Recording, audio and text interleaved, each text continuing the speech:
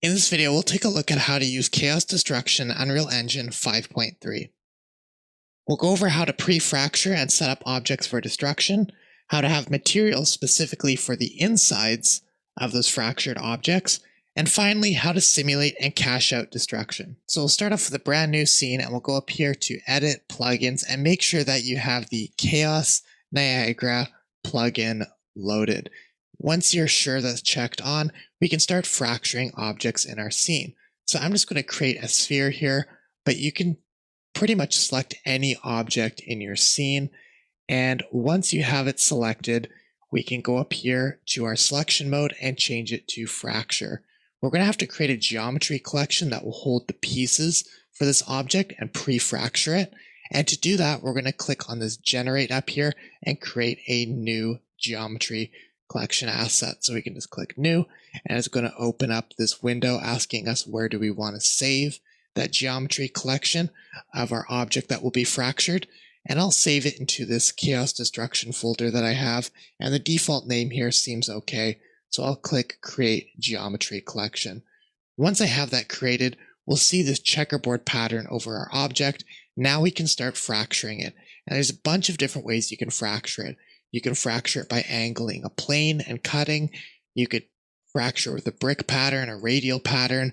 But in this case, I'm just going to use a uniform pattern and then set here how many pieces I want to fracture it into. 12 seems okay, so I'm going to leave it at 12, but you can change it to any number that you want. It's also going to ask you what material do you want to have for the internal pieces. So right now it's just set to automatic, but you can click on this drop down, and if there's multiple materials assigned to this object, you could choose which one will be used for the inside faces when it breaks. In this case, I don't have anything set up for that. So I might want to set that up before I actually fracture this object. Now this sphere here has two different materials on it. It has the basic shape material and the world grid material because it is just the default sphere. So what I could do is I could end up using one of those for the destruction pieces. When they break open, which one of these materials will it use? So in this case, I'm just going to choose the second slot, which is right now the world grid material, but I'll end up changing that later on. But as long as you choose which material you want inside, assigned to the inside faces, that's the main thing that you'll have to do here. So I'll select that material slot 1. And after I've done that, if I'm not happy with how this is fracturing, I could change the random seed just to give it a totally different pattern of fracture. And if everything looks good, then I could click fracture. Now there are other options here for if you want grout or sections in between. You have options for amplitude and frequency and point spacing. But for now, I'm just going to leave that all as default and just click fracture. Once you've clicked fracture, you can preview the pieces that it will break into by going up here and upping this explode amount. And you can see how that object starts to separate into the pieces that I'm going to fracture it into. So if that all looks good and I'm happy with that, I can leave that explode amount at 0. And I'll see over here on the right hand side a section called histogram with kind of all these options here where I can show different clusters, show or sort values, and see kind of all these sections. And you can click on these sections and see where those pieces belong to. And you'll see that they have these kind of bars that are different lengths. So what these bars show is size. So the biggest bar at the top here is everything all together. The second one below it is the second biggest piece. And then it goes smaller and smaller into these smaller clusters. And the one at the very bottom is the smallest piece on this object. So kind of just a useful way to kind of explore the different fractured pieces that you have. You can also see down here under outliner settings, all the different individual pieces and what they're grouped under. So you can have larger pieces that get fractured into smaller pieces. And those smaller pieces will be nested under those larger pieces. So for example, if I were to go in here and find my biggest piece like this one here, right there, that's the biggest kind of chunk that gets fractured. If I select that, I can see here it's this second chunk, and I can go over here and fracture it a different way. I could use a cluster fracture, and I can fracture that piece into smaller pieces. And once I click fracture, you can now see this piece that was fairly big now fractures into much smaller pieces. So you can start also adding more detail to individual pieces that are too big or that you want to fracture into more and more sections. So that's something that you can kind of do. Now be a bit careful, because if you fracture something into too many sections, it might get pretty slow. So you don't want to overdo it. The next thing we're going to do is just test this out to make sure it all works. So I'm going to go here and I'm going to leave the fracture mode into selection mode. I'm going to drag this ball a little bit in the air, a bit higher up. Maybe I'll zoom out a bit. So put it up here. And on that ball, or on that sphere, I'm going to go in here to my details tab. And when I select it, I'm going to go into physics and turn on simulate physics if it's not already on. And then I'll go up here and just go play, or click on these three dots and go to simulate. And I'll see that ball fall, and it doesn't really break. A piece broke off, but it seems pretty strong. So if you want to control how weak or how strong your object is for fracturing, that's going to be done under this section called GC here. And under GC, you will find a bunch of options to do with the kind of damage or destruction. You'll find some clustering options. You'll also find a section called damage, which determines how much damage or how much strength each level has. And you can see there's 3 levels, 0, 1, and 2. And these levels kind of correspond to what we saw in that fracture mode here, where there's 0, that's everything all together. And then 1 is all these other pieces. And then 2 is inside that second piece. So different levels of fracturing. And you can also see them down here as well, level 0, 1, and 2. So you can determine how strong each level or cluster is. So right now it's fairly strong. I'm going to make this really weak. I'll make it 1,000 for level 0, 500 for level 1, or actually maybe a little bit stronger, 1,500, and then for level 2, I'll do like 1,800. So I'll make it stronger, just so it takes more force to break those individual chunks into more pieces. And if I click play, okay, now it starts to break into pieces, and some of those chunks stay together. So we can start adjusting that, and if you make them all super weak, like 1, 1, and 1, the whole thing will just shatter like glass once it hits the ground, and kind of every piece just falls apart and doesn't really stay together. Whereas if you make those other levels higher tolerance to falling apart, then when it breaks, those chunks all stay together. Now that we have this breaking, what about materials? So right now I still have the ball that we added the destruction to directly in the scene. I'm going to delete it and re-drag our geometry collection from our content browser into our scene. So it's all stored here. And if you drag that in, you'll be able to place it wherever you want. And that will be our ball with materials on it, or your object with materials on it that you could assign here. And it will properly have those materials and not show those other colors. And again, if you set the damage thresholds on that old object and you've deleted it and redragged this in from your content browser, you will have to go here to the GC tab and reset up your damage thresholds. So it's storing them on the individual object. So if I were to place 3 of these spheres into the scene, each one could have different damage thresholds. If you want to change it for the whole geometry collection that's sitting within our content browser, We could also double click on it in our content browser, and a window that will pop up will have all of our settings for setting the default damage thresholds for this object. So maybe I'll do that first. I'll delete what we have in our scene here. I'll open it from our content browser. I'll go in here and make it quite weak on the first cluster, and then maybe stronger on the other clusters so that smaller pieces stick together. And then I can also set up the materials. So when we were fracturing this, we set material index 1 to be the inside faces. So if I create two materials just really quickly, one of them is going to be maybe gray. I'll go in here and just add a very quick constant of gray. That will be the ball. And then I'll have another material here that will just be a red material for the insides. And I'll assign those. So gray material for slot 0, red material for slot 1. I'll save this geometry collection, drop it back into my scene,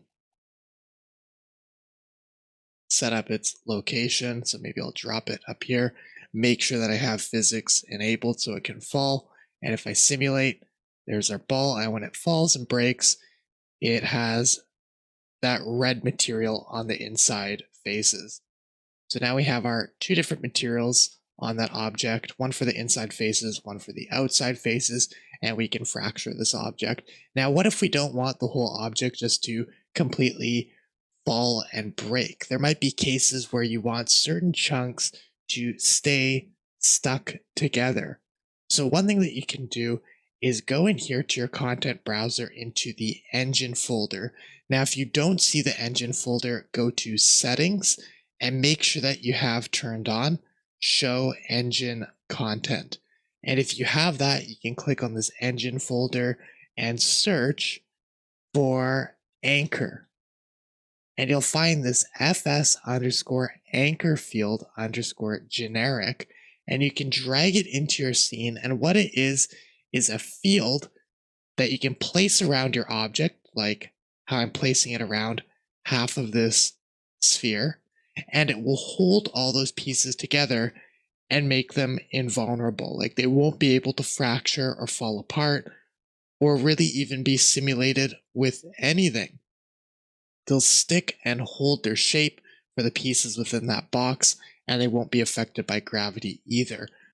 Now, if I'm to click simulate, it'll actually still fall and not be affected by that box. And the reason for that is you have to connect this geometry collection, or this specific geometry collection, inside our outline or inside our scene to use that anchor field.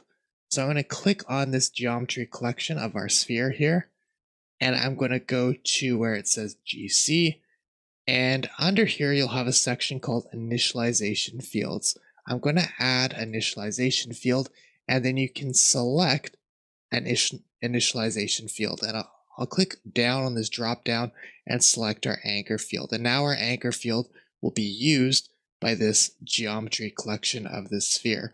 So when I click play now or simulate, the sphere stays there in space. It doesn't fall because that anchor field is holding it. So if I were to have another ball now that doesn't have any sort of destruction or chaos destruction, but it just has physics. So this ball will fall and hit this other one. And if I select this ball and turn on physics so it can actually properly fall, and I click play, it will now fall and hit this other ball. And you can see that pieces of it break off, but it doesn't fall because half of it is still in that anchor field. So it will never kind of leave that anchor field. Even if I were to take this new ball here, I'll leave simulate physics on, but I'll click simulate and I'll grab it with this transform, and I can just smash away pieces of this sphere, but the part within that anchor field won't ever break or won't ever fall. So this way you can kind of control what objects or what parts of an object simulate for destruction and what parts don't. Now, what if you want something pre-calculated so you have your destruction already set up, but have it just trigger at a certain point? Or maybe if you're doing a short film or something, you want your destruction already pre-calculated so it's more predictable of what's going to happen. Well, if I have this ball here, and I'm just going to angle it a little bit more offset so we have a bit more of a interesting response to that ball when it breaks. If I want to create this destruction to be the same every time. Like right now, each time I play it, something slightly different is happening. So this piece falls here, and those two pieces fall there. If I play it again, a little bit different this time. And if I play it again, every now and then it's a little bit different. So if you want it to be more predictable, you can cache it out. And to do that, we need to go up here to Edit, Plugins, and search for chaos caching, and make sure you have that plugin enabled.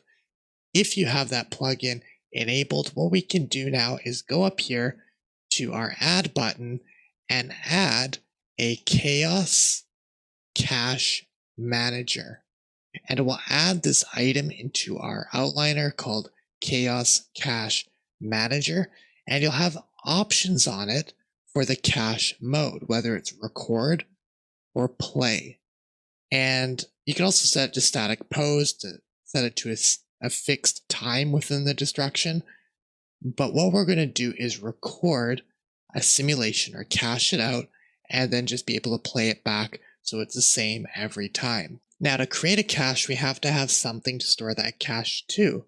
So we're going to create a chaos cache collection. And we can do this by right-clicking in the content browser, going to physics, and creating a chaos cache collection. And I'm just going to call it maybe chaos collection, CC, or chaos cache. And then I'll just maybe name it ball breaking. And I'll take that collection cache and drop it into my chaos cache manager under the cache collection. This is kind of like what you're simulating these pieces to. This is almost like your save file or your file that's storing that cache. So you could have different caches and play back different ones, or pop different ones into here and play them back. So right now we're wanting to record a cache. So this is going to be our cache file. And we're going to set this to record. So it's going to record whatever happens to this ball to that cache collection.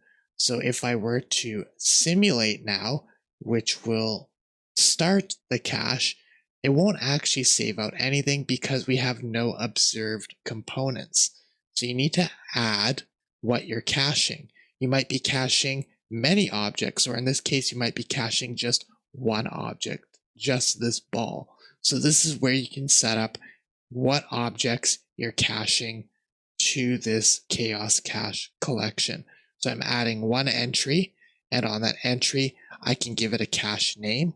I'm going to call it ball, and then I select the component. So I'll click on this drop down and select this ball, which is sphere geometry collection 1. So I'll go down here and select, where is it? Sphere geometry collection 1, and underneath that we see geometry collection component. So that's what I'll select. And now it's going to store in this cache here, this cache called ball, that is whatever's happening to this sphere geometry collection object. So that's setting up our cache to record and do all that. So now if we click simulate, it's recording. I'll give it some time, and maybe I don't like that cache, so I'll just rerun it and get a good break out of it. Maybe I adjust this a bit more to the edge, play it back. Okay, that's maybe a bit better. Great, I'm happy with that. So I'll click stop, and now it's cached. So if I want to play it back, I can just go to my cache manager, and instead of record, I set play. And now if we were to play, it just plays back that exact same cache every time. So if we play it again, how does it fall? The exact same way. Now, one thing that you can also do is go here to start time and scrub it back and forth to kind of preview your cache. And I'll leave it at 0.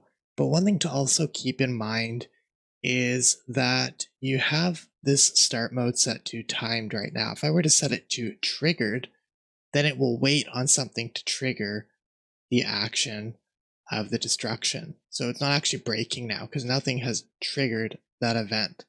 And if you need to set up a trigger to start that event, which might be useful in cases where you have your character enter a certain area and then the destruction plays, if you're needing to do something like that, you can create a bit of a blueprint to do that. And as an example, I'm just going to open up the level blueprint here just to show very quickly how that can be done. And maybe under event begin play, I'll trigger that cache. So I'll go here and I'll drag out a search here. I'll turn off context sensitive and do trigger cache, and you can trigger component by cache. The cache I want to trigger is my Chaos Cache Manager, and the individual component inside that cache here that I want to trigger is called ball. That's a cache name. If you have multiple things, you could trigger only specific ones. So cache name, I'll set to ball. I'll compile, save, and if I were just to play this now, it triggers that cache. Now, just looking at that a little bit closer, I'm going to go back up here and open up the level blueprint and add a bit of a delay, just so we can see how that works. So I could set a delay before it triggers. So I'll maybe add a delay of 2 seconds, then it will trigger that cache. So if I compile and save that and play, now the ball will hit, and then 1, 2, then it starts playing the cache. So you can have a little bit more control to slip things forward and back. Now, what if you want control to play back your caches in the sequencer? We can do that as well, but first I'm going to go up here to the level blueprint, delete all these so we're no longer triggering it from that delay. And what I'm going to do is create a brand new level sequence. I'm just going to call it test. And what we'll do now is add a camera cut track. In that camera cut track, I'll just drag and drop my cache manager, then click on the plus and add a cache collection. Now we're playing back our cache collection ball breaking, and we have a little timeline here that we can start keying things for.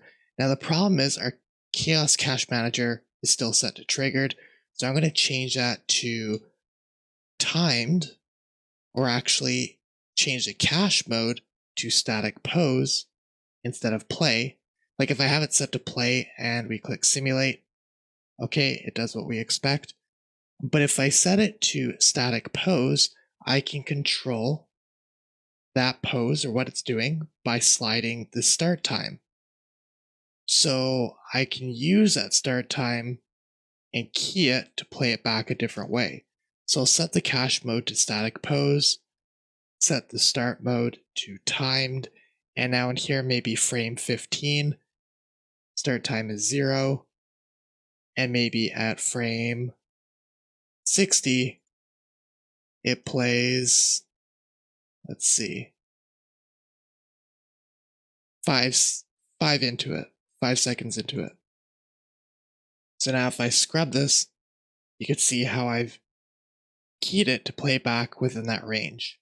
Or I could stretch out that key and it will play back that same range way slower. So if I rewind and play in my sequencer, we'll see how that falls.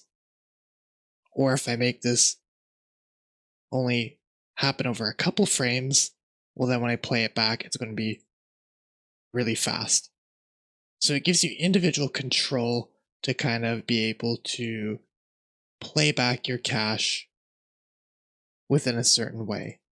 Now, one thing you can also try is go to the curve editor, and we can set this start time. So I'm going to go here to start time. We can see we start at frame 15. It starts here and then ends kind of up here. We can even adjust the tangents to have a bit of a ramp where it plays kind of faster and then tapers off slower. So you can do a lot of things in here and kind of adjust it in certain ways and have a lot of different kind of control on how that will play back. So we can preview this now. It falls and then slows down. So we can kind of adjust that tangent to speed things up and make things play back quite differently. So you have a lot of flexibility and control. And now it rewinds. So you can see how that curve is going up and then down. So then the time rewinds and goes back. So all that is adjustable through the sequencer as well by just keying the time that you're on for the static pose. If you enjoyed this video, if you learned something new, don't forget to like and subscribe and press the bell button to be notified of future videos. And if you are part of the Patreon, which you can find a link to in the description below, you'll also get access to the PDF going over all the steps in this video and a little bit more information as well.